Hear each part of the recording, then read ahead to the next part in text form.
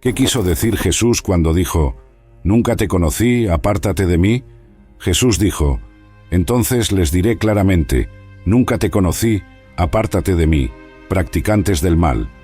Mateo 7:23. El mensaje más famoso de Jesús, el Sermón del Monte, se centraba en el corazón de sus oyentes. Dirigió a sus discípulos como la audiencia. Puede parecer inusual escuchar que incluso nuestro Señor omnisciente admite no conocer algo o a alguien. Sin embargo, Jesús se refiere a un tipo de conocimiento relacionado con relaciones personales, en lugar de conocimiento intelectual. Conforme Jesús concluye su Sermón del Monte, ofrece una advertencia final sobre la verdadera fe. Según Jesús, habrá falsos profetas cristianos que se disfrazarán de individuos inofensivos. Mateo 7:15, Biblia ampliada. Cuidado con los falsos profetas, maestros que vienen a ti vestidos de ovejas, aparentando ser amables e inocentes, pero internamente son lobos voraces. Aunque usen lenguaje religioso y muestren poder, en realidad no pertenecen al Señor. Aunque alguien parezca cristiano ante los demás, aún puede ser considerado malhechor por Dios y ser apartado de su presencia, según se declara en el versículo 23. Solo aquellos que siguen la voluntad de Dios y son reconocidos por Él podrán entrar en el cielo. Lo importante no es que nosotros conozcamos a Dios hasta cierto punto, sino que Dios nos conozca. Como explicó Pablo, el que ama a Dios es conocido por Dios. El Señor cuida de su rebaño como un pastor. Isaías 40:11. Y sabe quiénes son sus ovejas. Juan 10:14. Yo soy el buen pastor, y conozco sin duda alguna a aquellos que son míos, y los míos me conocen, y tienen una relación personal profunda conmigo. Aquellas palabras sombrías, «Nunca te conocí, apártate de mí», practicantes de la iniquidad, muestran que Jesús es de hecho omnisciente. No los conocía en el sentido de que los conocería si fueran sus seguidores, pero conocía sus corazones. Estaban llenos de iniquidad. La condena de Isaías a la hipocresía encaja bien en este grupo. Este pueblo se acerca a mí con su boca y me honra con sus labios, pero sus corazones están lejos de mí.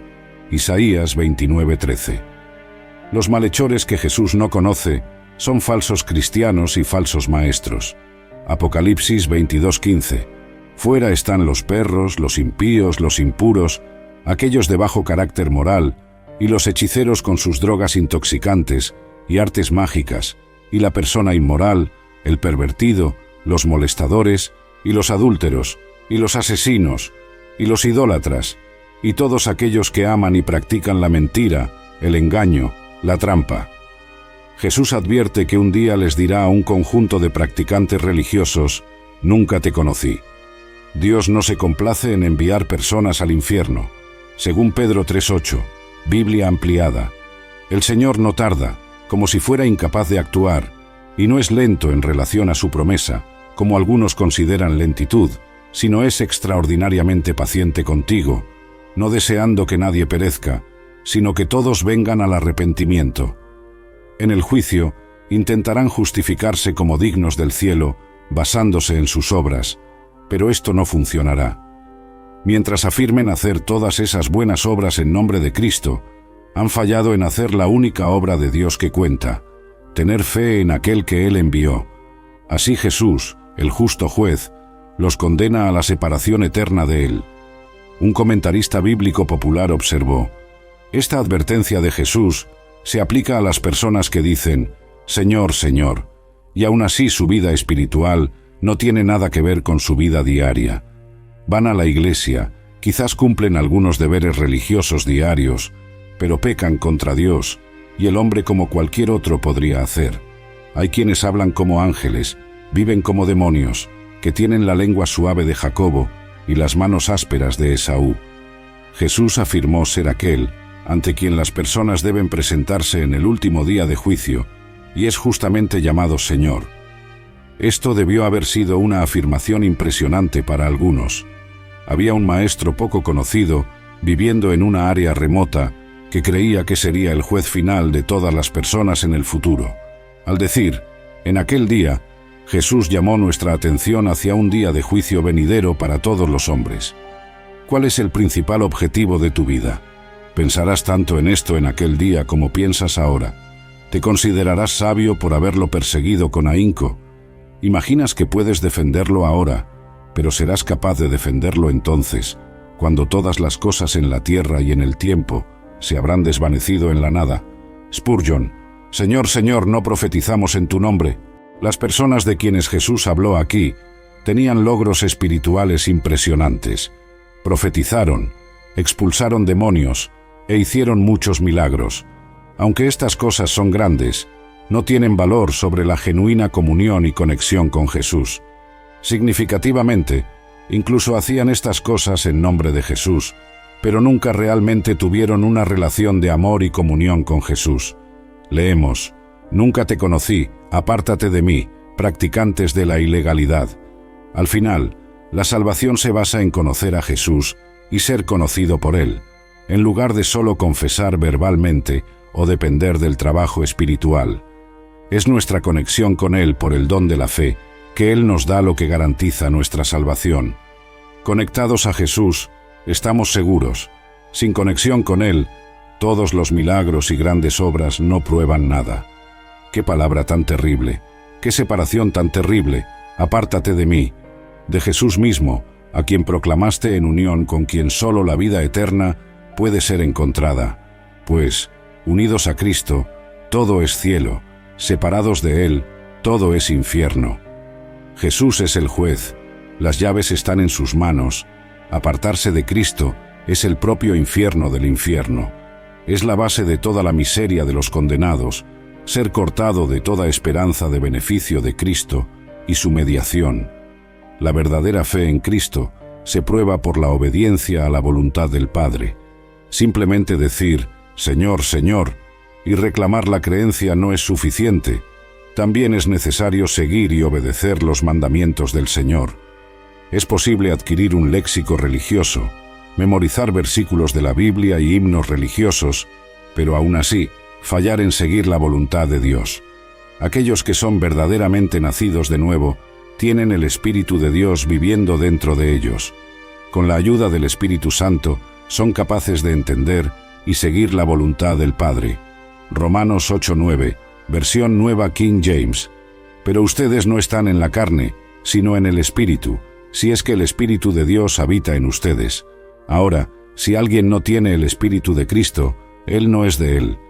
El amor de Dios en sus corazones los motiva a obedecer a Dios y servir a los demás. Romanos 5:5, versión Nueva King James. Ahora la esperanza no decepciona, porque el amor de Dios ha sido derramado en nuestros corazones por el Espíritu Santo que nos ha sido dado. Una vez que la puerta está cerrada, nunca se abrirá de nuevo. Sin embargo, algunas personas se aferran a la esperanza de que la puerta pueda abrirse de nuevo, pero no hay nada en las Escrituras que justifique tal expectativa. Por lo tanto, todo aquel que escucha estas palabras mías y las practica, será como un hombre sabio, perspicaz y sensato, que construyó su casa sobre la roca, y la lluvia cayó, las inundaciones y torrentes vinieron, y los vientos soplaron y golpearon contra aquella casa. Sin embargo, no cayó porque había sido fundada sobre la roca.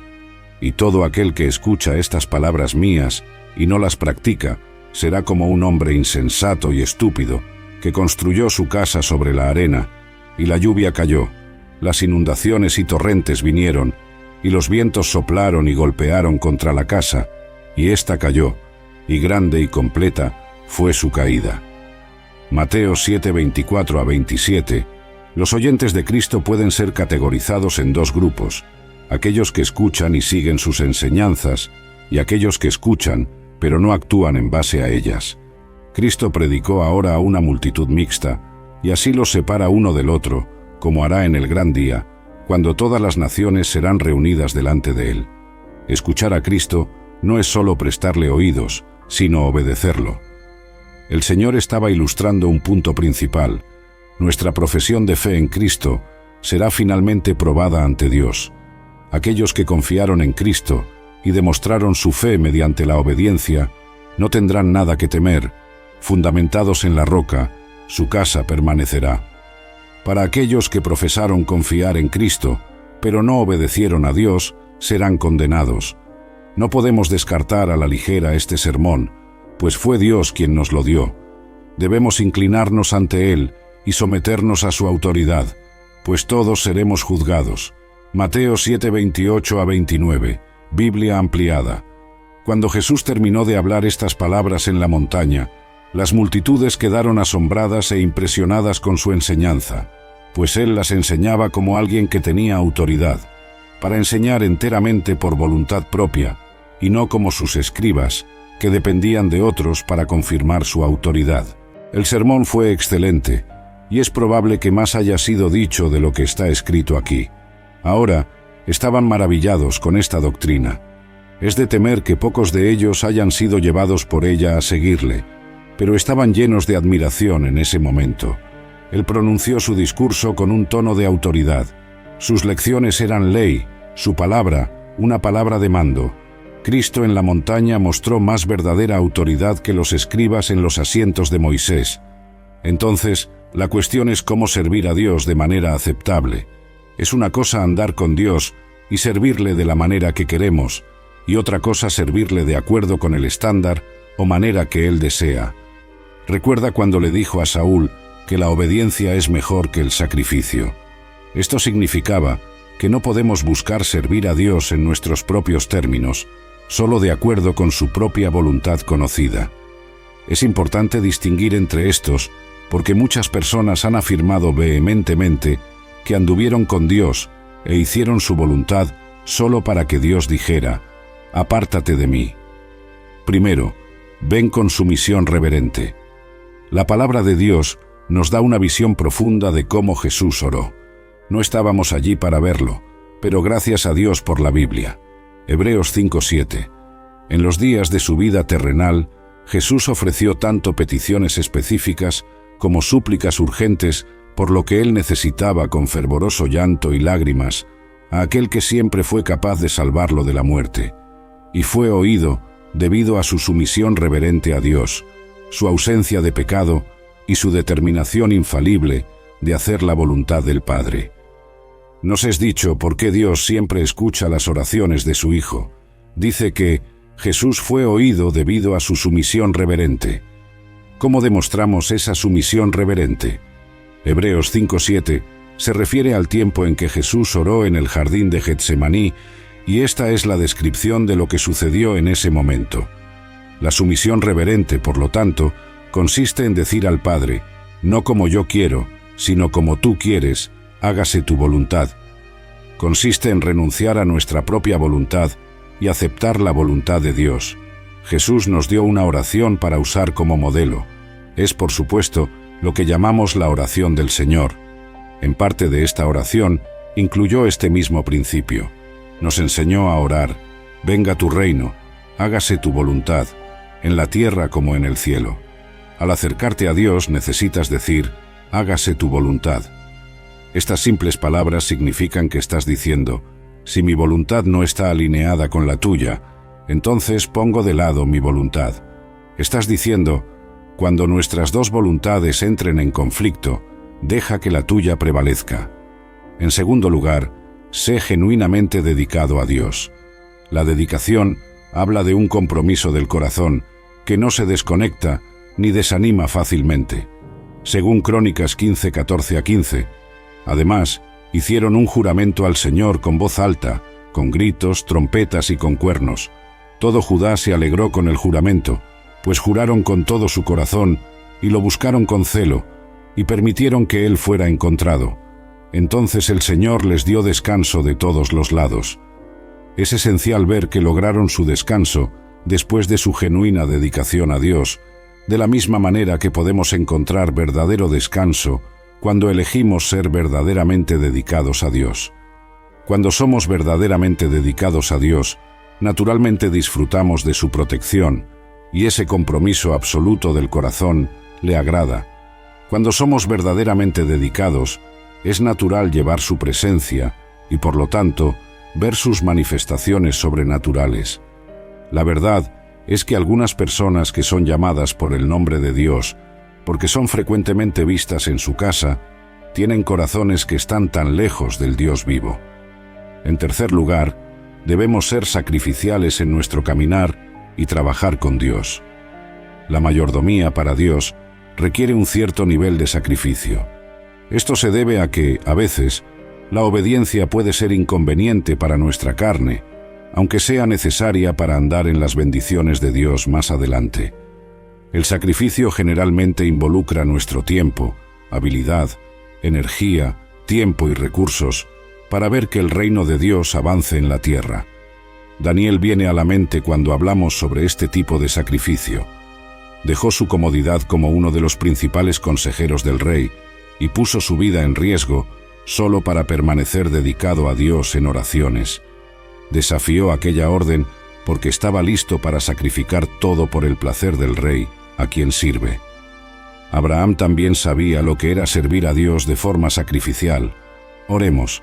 Padre, estoy agradecido por cada privilegio que me has dado. Gracias por las oportunidades de buscar el avance de tu reino. En el nombre de Jesús, pido por la gracia de servirte aceptablemente con alegría, dedicación y compromiso. Amén.